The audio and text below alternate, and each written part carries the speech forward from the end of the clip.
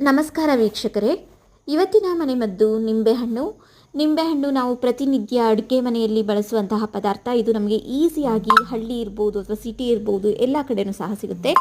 ಈ ನಿಂಬೆಹಣ್ಣಿನಲ್ಲಿ ಹೆಚ್ಚಾಗಿ vitamin C ಇರುತ್ತೆ. ಪ್ರತಿನಿತ್ಯ ನಾವು 1 ಗ್ಲಾಸ್ ಉಗುರು ಬೆಚ್ಚಗಿನ ನೀರಿನ ಜೊತೆ 1 ಸ್ಪೂನಷ್ಟು ಜೇನುತುಪ್ಪನ ಹಾಕ್ಕೊಂಡು ನಿಂಬೆ ರಸದ ಜೊತೆ ಕುಡಿಯೋದ್ರಿಂದ ವೆಯ್ಟ್ ಲಾಸ್ನ ಮಾಡ್ಬೋದು. ಹಾಗೆ ಸ್ಕರ್ವಿ ಅನ್ನೋದು ಒಂದು ವಿಟಮಿನ್ ಸಿ ಕೊರತೆಯಿಂದ ಬರುವಂತಹ ಕಾಯಿಲೆ. ಇದು ಬಂದಾಗ ಹೊಸಳು ಊದ್ಕೊಳ್ಳುತ್ತೆ, ಹಾಗೆ ರಕ್ತಸ್ರಾವನೂ ಸಹ ಆಗುತ್ತೆ. ಇಂಥ ಸಮಯದಲ್ಲಿ ನೀವು ನಿಂಬೆ ರಸವನ್ನು ಹಲ್ಲು ನೋವು ಇರೋ ಕಡೆಗೆ, ಊದ್ಕೊಂಡಿರೋವಂಥ ಕಡೆಗೆ ಹಾಕಿದ್ರೆ ಆದಷ್ಟು ಬೇಗ ಉರಿಯೂತ ಕಡಿಮೆ ಆಗುತ್ತೆ, ಹಾಗೆಯೇ ರಕ್ತಸ್ರಾವನೂ ಕಡಿಮೆ ಆಗುತ್ತೆ. ಡೈಲಿ ನಿಂಬೆ ರಸವನ್ನು ಸೇವಿಸೋದ್ರ ಜೊತೆಗೆ 30ರಿಂದ 60 ನಿಮಿಷ ಫಾಸ್ಟಾಗಿ ನಡೆಯೋದ್ರಿಂದ ಬ್ಲಡ್ ಪ್ರೆಷರ್ನ ಸಹ ಕಂಟ್ರೋಲ್ ಮಾಡ್ಬೋದು. ಡೈಲಿ ಈ ಲೆಮನ್ ಜ್ಯೂಸ್ನ ಕುಡಿಯೋದ್ರಿಂದ ಕಿಡ್ನಿ ಸ್ಟೋನ್ ಸಹ ಆಗುವ ಸಮಸ್ಯೆ ತುಂಬ ಕಡಿಮೆ ಇರುತ್ತೆ. ಧನ್ಯವಾದ.